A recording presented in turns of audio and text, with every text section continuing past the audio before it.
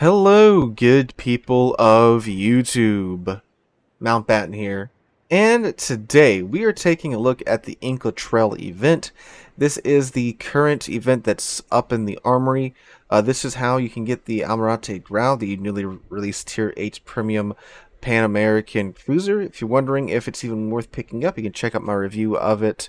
It was yesterday's video, and I'll link it somewhere about here. So the Inca Trail Adventure is, well, the third event we currently have going on in the Armory. Right now we have the Pan American Early Access event, we have the Armory Vouchers event, and the Inca Trail, which means we have not one, not two, but three different temporary currencies in-game at the moment, because Wargaming. So in today's video, we're going to be taking a look at the event, looking at what you have to do to, well, complete the various stages of it and what you can get out of it, and we're going to discuss whether or not it's worth your time.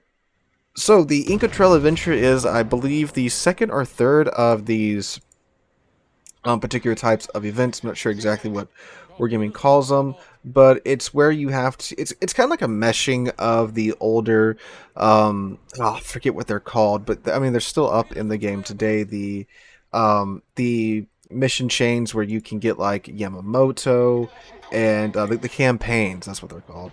It's kind of like a meshing of the campaigns with newer events. So there's a various amount of stages that you can go through, and you have to do, you know, XYZ, and you get 1, 2, 3 out of it. So if you head on over to the armory, head on down to the Inca Trail section, and you click on the first big thing you see, which is the map, you'll see these are the various mission stages.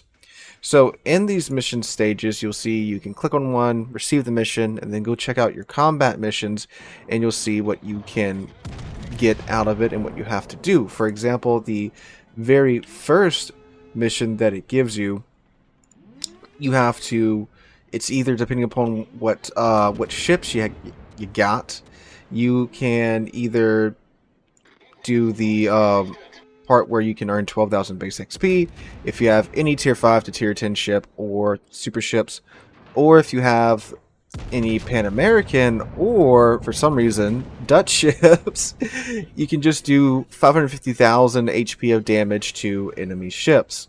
I'm guessing they're throwing that in there because the D7 and the Grau are sister ships. So, and out of that, you get 25 of the Inca tokens and 1,000 gold. So pretty nice rewards for something that's not too hard. I mean, 550,000 damage. That's, you know, typically you should do that over, like, you know, a session or two of gaming. So that's not a huge deal right there. So each of these, I'm assuming, gives you at least 25 Inca tokens. Now, according to Wargaming, out of this whole event, you can get 200 of these tokens for free.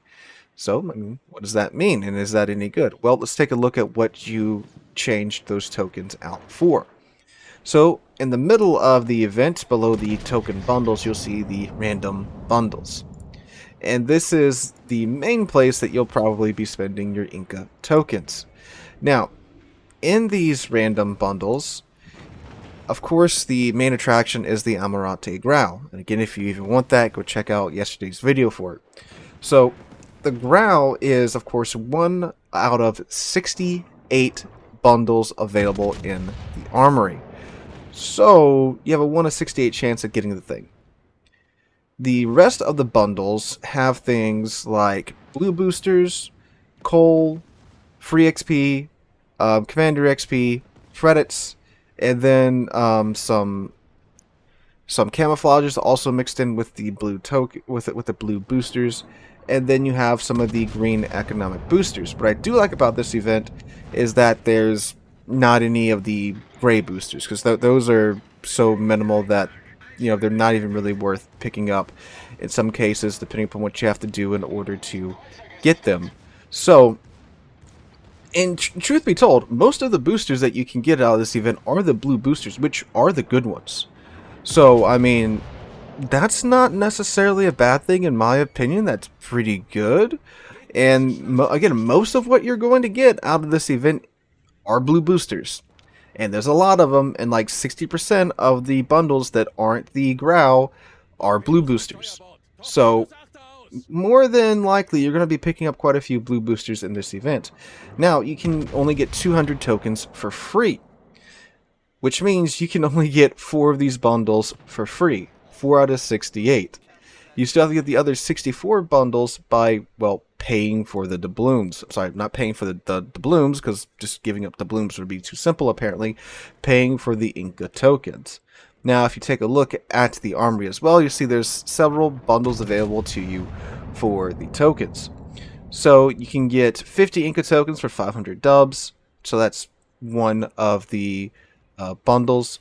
850 Inca tokens for 7,650 dubs. 1,700 Inca tokens for 1,440 and 450 dubs. And finally 3,400 Inca tokens for 27,200 dubs. So essentially, if you want to get everything in the event, you will have to be paying just around a little over $100 to get everything.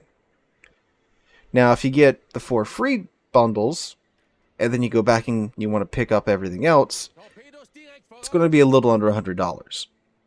Now, in this $100 that you're spending, you're getting a Tier 8 premium ship with a special camouflage, which, I mean, it doesn't do anything, but like you get the special camo for the ship. And then you're getting a lot of blue boosters, coal, credits, free XP, commander XP, and all the green boosters as well. So you are getting a fair amount of green and blue economic boosters. You're getting a lot of blue economic boosters out of this. So that in and of itself definitely does add value to what you are buying.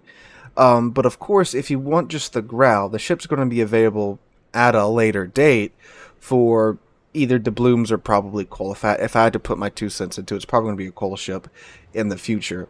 They haven't said for sure what it's going to come out for, just that it's going to come out at a later time. So, how much of a later time? Well, Brisbane had a very similar event to this a few months ago, and she's still not out just yet. I would probably hazard 6 months between the event coming out and the ships being released for resources. Why? Because they obviously want you to, well, get the ship in the event, so you spend money on the event and they get money that way rather than just selling the ship outright. But they did also say they were going to have alternative ways to get the ships besides the event, so they have to release it sometime in the future. But I would guess about 6 to 7 months out from the original event. So if you spend money on the event, I do think you are getting your money's worth. Because the blue economic boosters, again, those are literally the best boosters that are kind of readily available, because the red ones, they barely hand those out anymore. And these are the ones that if you got a good premium ship that you're, excellent in, that you can farm win, that you know how to exploit the ship, these are definitely the ones you want to run on those ships. So, while I do think that, yes, there is value here, and, if you spend money on the event, I'm pretty confident that you're going to get what you spent in return. However, I just don't like these events where it's like, here's another resource that's, you got to exchange doubloons out for, rather than just, handing in your doubloons. And most other events, you got to exchange them out for these tokens, and, you might buy too many tokens or not enough tokens. Now, you got to go buy more token bundles. Where they do outright just have a 50 token bundle right here. So there is that. But it just makes it kind of convoluted and confusing at times. You got to bring out the calculator to see just how many tokens you need to pick up and things like that. So, and I know sometimes, well, a lot of times, obviously these events are meant to be like that. But yeah, I just don't like that. Like, how many temporary resources do we really need to have at one freaking time in the armory? Like, we have coal, we have steel, the good solid resources there. Then we've got 3 temporary ones on top of all that, too, just adding to the confusion. But again, overall, I do think this is a pretty decent event. Everything's up front. They've done a really good job of being very open about your chances of getting things now. So if you go into it with this knowledge that, hey, you can get 4 bundles for free. Maybe just take your spin at it. If you get Grau, great. Don't get Grau, don't worry about it. But if you want to pick up some blue economic boosters, I would say this is definitely the time to do it, because again, you can get quite a bit here. So there's that. And if you get the Grau, you know, hey, nice ship there. But again, it'll be coming out in the future for, I'm assuming, the normal tier 8 premium price and or pull. So yeah.